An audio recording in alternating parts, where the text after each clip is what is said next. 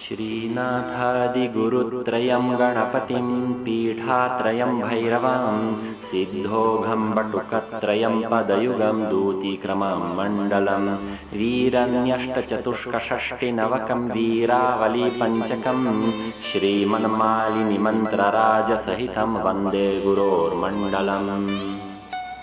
કોઈપણ દેશના ઇતિહાસ અને સંસ્કૃતિને સમજવા તે દેશની પ્રાચીન ભાષાને સમજવી જરૂરી છે અને આપણા માટે એ માધ્યમ સંસ્કૃત બની છે જેના પર આધારિત આપણી સંસ્કૃતિ છે।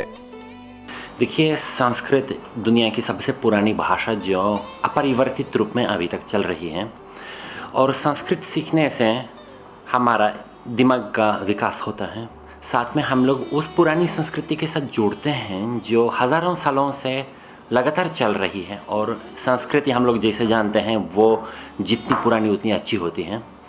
इसलिए संस्कृत को पढ़ना चाहिए। साथ साथ में अलग भाषाओं को सीखने के लिए हमको प्रवेश मिलता है। हम लोग पूरे यूरोपियन भाषाओं को बहुत आसानी से सीख सकते हैं यदि संस्कृत का अभ्यास अच्छे से करेंगे। તમને જાણીને નવાઈ લાગશે કે કોમ્પ્યુટર પણ સંસ્કૃત ભાષા જાણે છે અને સમજે પણ છે। વિશ્વની સૌથી જૂની ભાષા ટેકનોલોજી સાથે આગળ વધી રહી છે। આર્ટિફિશિયલ ઇન્ટેલિજન્સ અને સંસ્કૃત એક સાથે કામ કરે છે।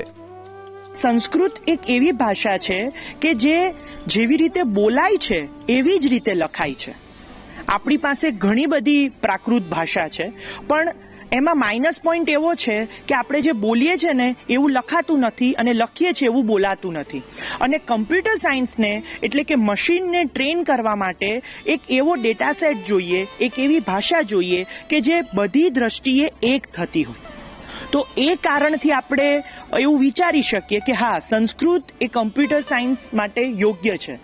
અને જો ભારતની વાત કરીએ તો ભારતમાં પણ આ વિષય ઉપર ઘણું કામ થઈ રહ્યું છે। જેવી રીતે IIIT હૈદરાબાદ છે, IIT મુંબઈ છે, ઘણી બધી ઇન્સ્ટિટ્યૂટ આના ઉપર કામ કરી રહી છે।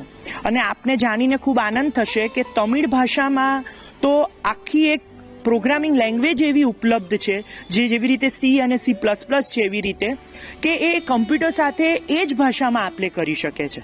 કારણ કે આર્ટિફિશિયલ ઇન્ટેલિજન્સનો યુગ છે અને એને નેચરલ લેંગ્વેજ પ્રોસેસિંગ સાથે સાંકળીએ તો ઘણું બધું નવું થઈ શકે છે। આજે આપણે જોવો ઇન્ટરનેટ ઉપર ઘણી બધી એવી વસ્તુઓ અવેલેબલ છે કે જે પ્રોપરલી વર્નાક્યુલર મીડિયમમાં અવેલેબલ છે, તો આ સંસ્કૃતમાં કેમ અવેલેબલ ના હોય? એની ઘણી ખરી મર્યાદાઓ પણ છે, પણ એ મર્યાદાઓને જો આપણે સોલ્વ કરીશું તો જ એ ભાષા સુધી પહોંચી શકીશું। સંસ્કૃત ભાષાનો ઇતિહાસ પણ અનોખો છે। આવો સંસ્કૃતના ભૂત, ભવિષ્ય અને વર્તમાનને જાણીએ। કે બીજા દેશોની ભાષાઓને એના દેશ અને જમીન કે સમાજની ઓળખ આપે એટલા મર્યાદિત છે। જેમ કે બ્રિટનનું ઇંગ્લિશ છે, અમેરિકાનું અમેરિકન ઇંગ્લિશ છે, ફ્રાન્સનું ફ્રેન્ચ છે, જર્મનીનું જર્મન છે, પોલેન્ડનું પોલિશ છે।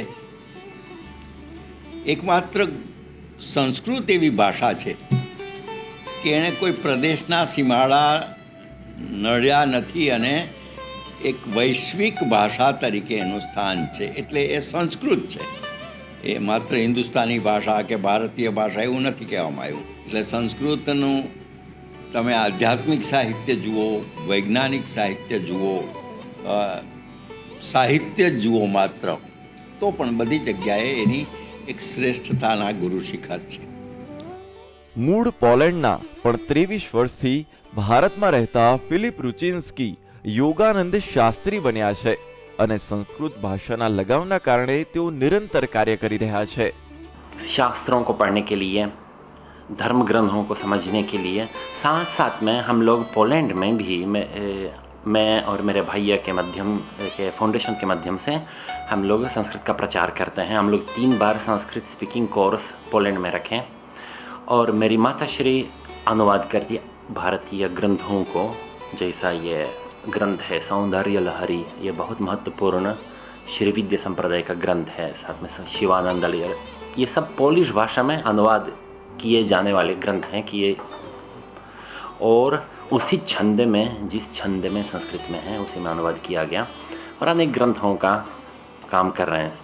वो साधना, भारतीय जितनी भी परंपराएं उसकी आध्यात्मिक साधना के लिए संस्कृत अति अनिवार्य है। मंत्रोच्चार करने के लिए, वेद पाठ, इससे बहुत फ़र्क पड़ता है हमारे मन को, हमारे शांति मन को मिल जाती है। साथ साथ में ये आध्यात्म यहाँ बहुत बड़ा विषय है, उसको 2 मिनट में बताना बहुत मुश्किल है, पर उसमें अनिवार्य अंग है।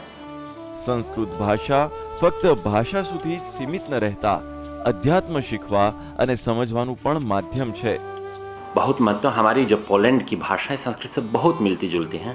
उसका खासकर व्याकरण बहुत मिलता जुलता है, ग्रामर बहुत मिलता है, और ये शब्दों का और रूप, धातु रूप, शब्द रूप का इस्तेमाल भी हमारी भाषा में बहुत मिलता जुलता है। इसलिए संस्कृत सीख के यदि किसी को यूरोप जाना है तो वहाँ की भाषा, चाहे वो फ्रेंच हो, चाहे जर्मन हो, चाहे यूक्रेन, कोई भी भाषा हो, वो मिलती जुलती होने के कारण बहुत सरल तरीके से वो सीख पाएगा। આ બધું જ જાણ્યા પછી જો તમારા મનમાં પણ સંસ્કૃત શીખવાનો એક વિચાર આવે તો એ વિચારને વાસ્તવિકતામાં ઉતારી તમારી આસપાસ ચાલતા સંસ્કૃત ક્લાસમાં જોડાજો। સંસ્કૃત શીખવી સરળ છે। ગુડ ન્યૂઝ ગુજરાત માટે ગુજરાત ટીમનો રિપોર્ટ।